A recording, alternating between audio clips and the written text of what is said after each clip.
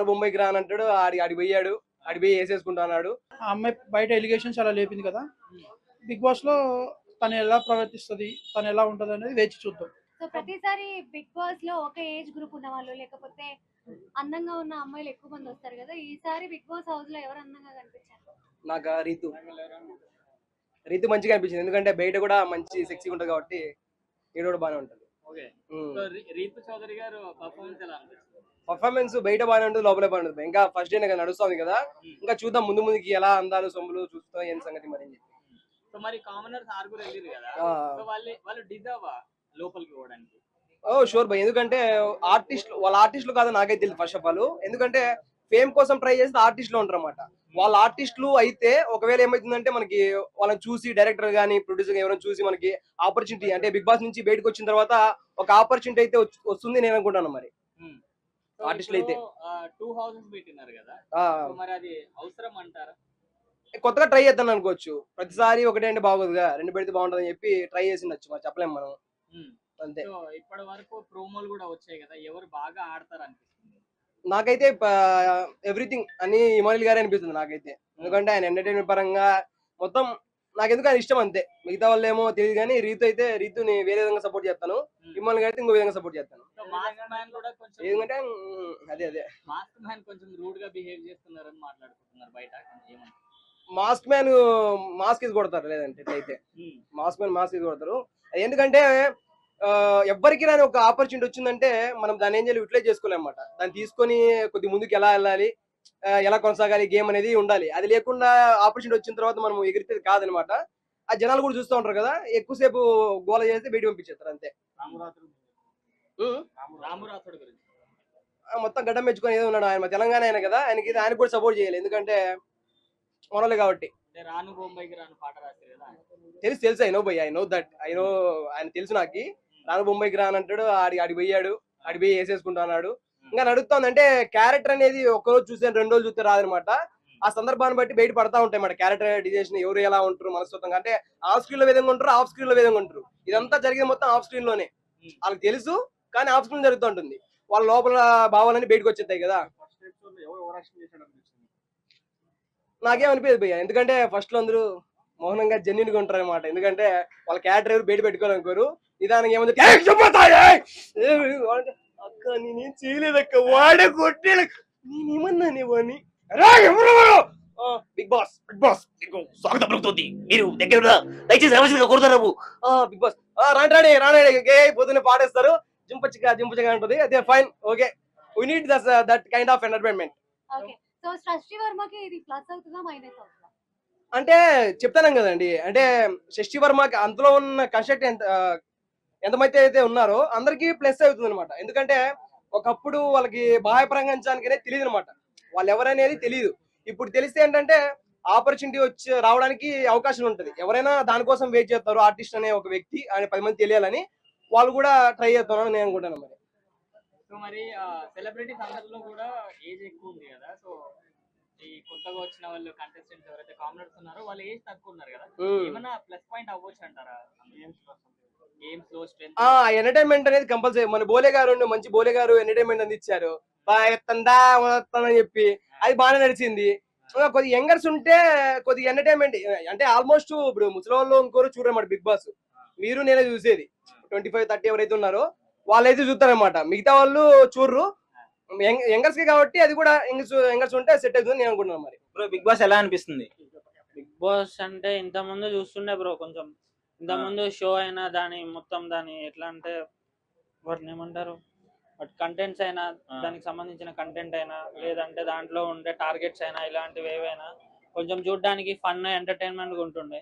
కాకపోతే కంటెస్టెంట్స్ మారుతున్న కొద్దీ దాంట్లో చూడాలని ఇంట్రెస్ట్ కూడా తగ్గిపోతుంది. ఇప్పుడు ఏమైంది మరి, కొత్త అంటే 9 మంది సెలబ్రిటీలు, కామన్ మ్యాన్స్ కూడా 6 ఉన్నారు కదా, మంచిగా అనిపిస్తుంది? అంత లేదు బ్రో, అంత ఇంట్రెస్ట్ లేదు దాంట్లో. ఎందుకంటే గేమ్ అనేది గేమ్ లెక్క ఆడాలి, గేమ్ ఎవరికి ఆడరాదు అనిపిస్తుంది దీంట్లో ఇప్పుడు వచ్చిన కంటెంట్స్ కి. అంతేనా? నాగార్జున గారి బిగ్ బాస్ సెటప్ ఎలా ఉంది? హౌస్ బాగుంది బ్రో, ఇంత ముందు కంటే ఇప్పటికి హౌస్ మంచినే ఉంది. ఇంత ముందుతో చూసుకున్న దానికంటే ఇప్పుడు మంచిగా ఉంది. ఇప్పుడు బిగ్ బాస్ లో 2 ఇల్లులు పెట్టారు కదా, ఒక టెనెంట్స్ అని చెప్పేసి ఒకటి ఓనర్స్ అని చెప్పేసి, ఇది వర్కౌట్ అవుతుంది అంటారా? ఇప్పుడు టెనెంట్స్ ఓనర్స్ అంటే అందరు ప్లేయర్సే అన్న. అవును. దాంట్లో ఇప్పుడు టెనెంట్స్ ఎవరు ఓనర్స్ ఎవరు అనుకోవాలి ఇప్పుడు? సెలబ్రిటీస్ వచ్చేసి టెనెంట్స్, కామన్ మ్యాన్ అందరు వచ్చేసి ఓనర్స్. అక్కడనే డిస్క్రిప్షన్ ఎదురైతుంది కదా, డిస్క్రిమినేషన్ ఎదురైతుంది కదా. అక్కడ కంటెంట్స్ సెలబ్రిటీస్ ని టెనెంట్స్ గా చేసుకొని ఓనర్స్ ని ఇట్లా మరి ఇప్పుడు వాళ్ళందరూ కొట్టుకుంటేనే బిగ్ బాస్ అందరూ చూసేది, అందుకేనేమో. కొట్టుకోవడం కోసం అట్లా బిగ్ బాస్ పెట్టినప్పుడు బయటనే కొట్టుకోవచ్చు కదా. సపరేట్ దానికోసం ఇల్లు పెట్టుకొని కంటెస్టెంట్స్ పెట్టుకొని ఇట్లా కొట్టుకుంటే ఫేమస్ అవుతారు కానీ మరి అంత సో ఇప్పుడు కామనర్స్ వచ్చారు కదా, వాళ్ళలో ఎవరు బాగా ఆడతారు? మాస్క్ మ్యానా లేకపోతే మన జవాన్ కూడా వచ్చారు, పవన్ కళ్యాణ్. మాస్క్ మ్యాన్ అయితే కొంచెం ఎంటర్టైన్ గా అనిపించింది బ్రో, మిగతా వాళ్ళని అంతగానో అనిపించలేదు నాకు, అందుకే. సో మొత్తానికి బిగ్ బాస్ వల్ల ఈసారి యూజ్ ఉంటది, ఎంటర్టైనింగ్ ఉంటది అనుకుంటున్నారా, ఉండదు అనుకుంటున్నారా? చూద్దాం బ్రో. నాకైతే ఫస్ట్ ఎపిసోడే అంత నచ్చలేదు, అంటే కదా దాని తర్వాత ఏమైతుందో చూడాలి, పోను చూడాలి. కామెడీ జనరేట్ చేయాలంటే ఫస్ట్ రావాలి కదా బ్రో అందరికి కామెడీ అనేది. చెప్పలేము ఇంకా అది మనం, అంటే పోతున్న కొద్ది ఒకటే ఎపిసోడ్ కదా అయిపోయింది, పోతున్న కొద్ది ఫైనల్ అంటే కదా నాగార్జున గారికే తెలవాలి. మరి బిగ్ బాస్ స్టార్ట్ అయింది కదా, ఎలా అనిపించింది ఫస్ట్? ఫైన్, బాగుంది. యాజ్ యూజువల్ ప్రతి సంవత్సరం మనం ఎలా ఉంటుందో సేమ్ యాజ్ యూజువల్ అలా ఉంది. సో ఇప్పుడు ఆ కామనర్స్ ఆరుగురు వెళ్ళారు కదా, వాళ్ళు డిజర్వ్ క్యాండిడేట్స్. వాళ్ళ పరంగా డిజర్వ్, మన పరంగా ఇస్ అన్ఫేర్. ఎవరు వెళ్తే బాగుంటుంది? ఎవరు వెళ్తే అనుష అని ఒక అమ్మాయి ఉంది, తను వెళ్తే బాగుంటుంది అనిపిస్తుంది. అనుష గారు ఎందుకు? అంటే తను వీడియోస్ అంటే యూట్యూబ్లో ఇన్స్టాగ్రామ్లో తను ఉన్న వీడియోస్ కానీ తను చేసే కొంచెం సపోర్ట్నెస్ కానీ కొంచెం బాగుంది. కాకపోతే దానికి ఏమో ఓటింగ్ ద్వారా వెళ్ళారో లేకపోతే వాళ్ళకి ఎవరైతే నచ్చారో వాళ్ళ జడ్జిమెంట్ పరంగా వెళ్ళారో తెలియదు. సో అవును, అదే మరి ఆ శ్రేయాన్ కూడా 19 years అమ్మాయిని కూడా తీసుకుంటే బాగుంటుంది చాలా మంది అనుకుంటున్నారు. ఆమెను కూడా తీసుకుంటారు. మెయిన్ ఏజ్ ఫ్యాక్టర్ చూసారేమో అని అనిపిస్తుంది. శ్రేయా విషయం. మరి వెళ్ళిన ఆరుగురులో ఎవరు ఫైనల్ వరకు ఉంటారండి? మాస్క్ మ్యానా లేకపోతే? Mask man. ఎందుకంటే మాస్క్ వచ్చినప్పుడు మాస్క్తో వచ్చాడు, బిగ్ బాస్లో ఎంటర్ అయిన తర్వాత మాస్క్ తీసేసి మాట్లాడుతున్నాడు మొత్తం. అది మనకు కావాల్సింది మాస్క్ తీసి మాట్లాడమే కదా. యా.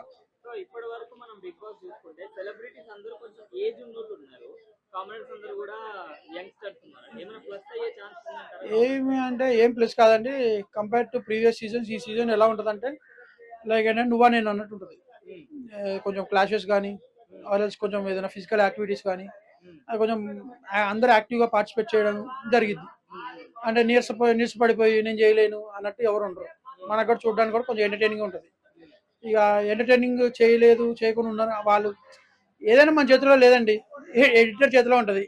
బిగ్ బాస్ ఎడిటర్ ఎలా చేస్తే అదే మనం చూస్తాం. సో మరి చాలా మంది ఏమంటున్నారంటే కామనర్స్ ఇంకా షో అర్థం కాలేదు లోపలికి వెళ్ళిన తర్వాత కూడా, ఎందుకంటే తిండి దగ్గర లోపల రానివద్దు అని చెప్పి వాళ్ళు పిలిచారు. అవును. మీరేమంటారు?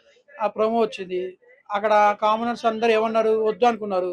ఒకటే స్టాండ్ తీసుకుని ఏమన్నాడు, తిండి విషయంలో బిగ్ బాస్ ఎలా అయినా ఉండనియండి, మీరు తినలేదు కాబట్టి మీరు ఆ ఫుడ్ తినండి అని చెప్పని ఎవరన్నా మాస్క్ మ్యాన్ అన్నాడు. సో అంటే పక్కన వాళ్ళ ఒపీనియన్ కాకుండా మనోడు ఒపీనియన్ డైరెక్ట్ చెప్పేశాడు. అది ఏదో రెస్ ఆర్ నో, కరెక్టా రాంగా తెలియదు, చెప్పాడు అలా ఉండాలి ఒపీనియన్స్ ఏదైనా కానీ. ఎంత సీరియస్ అయినా కానీ మనం స్టాండ్ అది తీసుకునే ఉన్నాడు కదా, అది తీసుకుని ఉన్నాడు, అందరూ వాడి మీదే మళ్ళీ పడుతున్నారు. Same as usual season 2 Kaushal అదే రిపీట్. అది ఎవరైతే పడతారో ఎవరైతే టార్గెట్ చేస్తారో బిగ్ బాస్లో బయట హీరో అవుతాడండి. అంటే పీపుల్ ఎలా చూస్తారంటే వాడక్కడిని చాలా తొక్కేస్తున్నారు అని, వాడు జెన్యున్గానే ఉన్నాడు. సీజన్ విన్నర్స్ కూడా అదే. లాస్ట్ ఇయర్ పల్లవి ప్రశాంత్ కూడా అంతే కదా, బయటకు వచ్చేటప్పుడేమో మట్టి తిన్నాడు, లోపలికి వెళ్ళి గెలిచిన తర్వాత బయటకు వచ్చి మనల్ని తింటున్నాడు. అసలు వ్యవసాయం చేసి ఒక్క వీడియో తీసాడండి లేదు. ఇక ఏదో చెప్పలేమండి. ఇప్పుడు ఉన్న వాళ్ళలో ఎవరు మంచి కంటెస్టెంట్ అని మీకు అనిపిస్తుంది? కామెడీ పరంగా అయితే ఇమాన్యుయల్, సుమన్ శెట్టి వీళ్ళ కాంబినేషన్ బాగుంటుంది అనిపిస్తుంది. వీళ్ళు ఒక టుగెదర్గా కామెడీ చేస్తే బాగుంటుంది, ఎంటర్టైనింగ్గా. రీతు చౌదరి ఇట్స్ గుర్తుపెట్టుకోండి, రీతు చౌదరి అనే అమ్మాయి 5 weeks లోపు వచ్చేస్తుంది బయటికి. శ్రీజ ఏమో మేబీ తను కొంచెం తట్టుకొని ఉండగలిగితే ఉంటుంది, బట్ చెప్పలేదు. అండ్ ఇప్పుడు కూడా చెప్తున్నాను, ఈ వీక్ ఎలిమినేట్ అయ్యేది మ్యాక్సిమం నేను అనుకోవడం అయితే, ఒకవేళ రీతు చౌదరి ఉందంటే రీతు చౌదరి ఎలిమినేట్ అయ్యింది చూసుకోండి. శ్రేష్ఠ జానీ మాస్టర్ ఆ అమ్మాయి కదా. ఆ కేసు పక్కన పెడితే ఆ అమ్మాయిది ఇప్పుడు ఇండివిజువాలిటీ ఏంటనే తెలిసిద్ది, బిగ్ బాస్కి వెళ్ళింది కాబట్టి. ఆ అమ్మాయి బయట ఎలిగేషన్స్ అలా లేపింది కదా, బిగ్ బాస్లో తను ఎలా ప్రవర్తిస్తుంది, తను ఎలా ఉంటుంది అనేది వేచి చూద్దాం. దాన్ని బట్టి తన క్యారెక్టర్ ఏంటో అనేది ఈజీగా అర్థమవుతుంది. స్టేజ్ మీద కూడా అమ్మాయి స్ట్రాంగ్ ఉండాలి, ఇండిపెండెంట్ ఆ అమ్మాయి స్ట్రాంగ్ ఉంది కాబట్టి కేసు ఫైల్ చేసింది. అంత పెద్ద మాస్టర్ అయినా సరే వెళ్ళిపోయాడు. సో ఇప్పుడు బిగ్ బాస్కి వెళ్ళింది కదా, బిగ్ బాస్లో ఏంటంటే ఓ ఏం మొబైల్స్ ఉండవు, ఏముండవు, ఉన్న 14 మందితో మాట్లాడుకోవాలి మనం ఏం చేసినా. అప్పుడు రియాలిటీ అనేది బయటపడేది. అందుకే రియాలిటీ షో అంటారు దాన్ని, బిగ్ బాస్ అనేది. మన క్యారెక్టర్ ఏంటిది ప్రూవ్